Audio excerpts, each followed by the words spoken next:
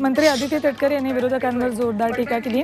पराभव दिसत असताना समाजात धर्मात मतभेद निर्माण करून मतं मिळवण्याचा केविलवाणा प्रयत्न विरोधक करत असल्याची टीका अदिती तटकरे यांनी केली। त्या दासगाव येथे महायुतीच्या प्रचार सभेत बोलत होत्या। आम्ही कधीही समाजात दुफळी निर्माण करून मतं मागत नाही असंही त्या म्हणाल्या।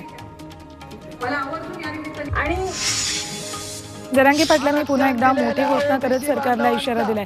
5 जून पासून जरांगे पुन्हा एकदा उपोषणाला सुरुवात करतात। इतकंच नाही तर 6 जून पर्यंत ओबीसीतून मराठा आरक्षण दिलं नाही तर मराठा समाज विधानसभेची तयारी करणार असल्याचंही त्यांनी आवर्जून सांगितलं।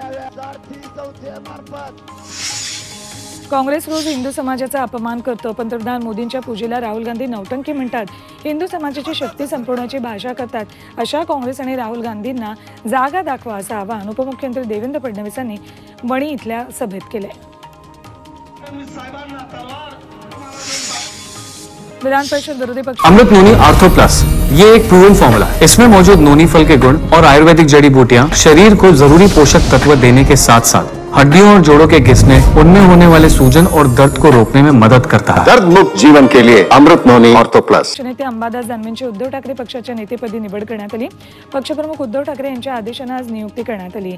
अनेक वर्ष जिल्हा प्रमुखपदी काम केल्यानंतर पक्षाकडून दानवेंना निवडणूक काळात नेतेपद देण्यात आले। माजी केंद्रीय गृहमंत्री सुशील कुमार शिंदेंचं मोहिते पाटलांच्या अकलूजमधल्या शिवरत्न या निवासस्थानी जंगी स्वागत झालं।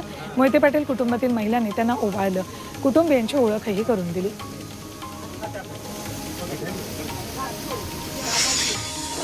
चंद्रपूरच्या भद्रावतीमध्ये सुधीर मुनगंटीवारांच्या प्रचारासाठी अभिनेते सुनील शेट्टींचा रोड शो आयोजित केला होता। मतदारसंघाच्या विकासासाठी मुनगंटीवारांना विजयी करण्याचं आवाहन सुनील शेट्टींनी यावेळी केलं। चंद्रपूरमध्ये भाजपच्या प्रचारासाठी आणखी काही सेलिब्रिटी मैदानात उतरण्याची शक्यता आहे। अकोल्यात महापालिकेतर्फे मतदान जनजागृती रॅली काढण्यात आली। या रॅलीचा महापालिका कार्यालयापासून शुभारंभ करण्यात आला। यावेळी आम्ही मतदान करणार अशी कर्मचाऱ्यांनीही शपथ घेतली। तसंच मतदानाची टक्केवारी वाढावी यासाठी स्वाक्षरी अभियान राबवण्यात आलं। धुळ्यात नवीन सोयीस्कर मतदान केंद्राची निर्मिती करावी यासाठी भाजप उमेदवार सुभाष भामरेंकडून जिल्हा प्रशासनाला निवेदन देण्यात आलं। शहरातील काही भागात मतदारांना मतदान करण्यासाठी बरंच लांब जावं लागतं, त्यामुळे मतदार मतदान करण्यास इच्छुक नसतात। यासाठी नवीन मतदान केंद्राची उभारणी करावी अशी मागणी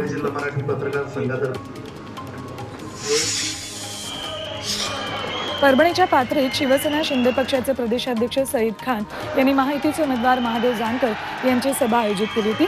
या सभेत महादेव जानकरांना मोठ्या मतांनी निवडून देण्याचा निर्धार करण्यात आला। त्यामुळे शिवसेना शिंदे गटाची नाराजी दूर झाल्याची चर्चा रंगते। 20 एप्रिलला पंतप्रधान मोदींची सभा होणार असल्याची माहिती महादेव जानकरांनी यावेळी दिली।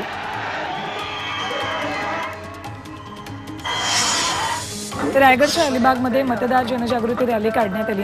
जिल्हाधिकारी कार्यालयापासून ही रॅली निघाली होती। यावेळी जिल्हाधिकाऱ्यांनी रॅलीला हिरवा झेंडा दाखवला। या रॅलीत अंगणवाडी सेविका, आशा वर्कर मोठ्या संख्येने सहभागी झाल्या।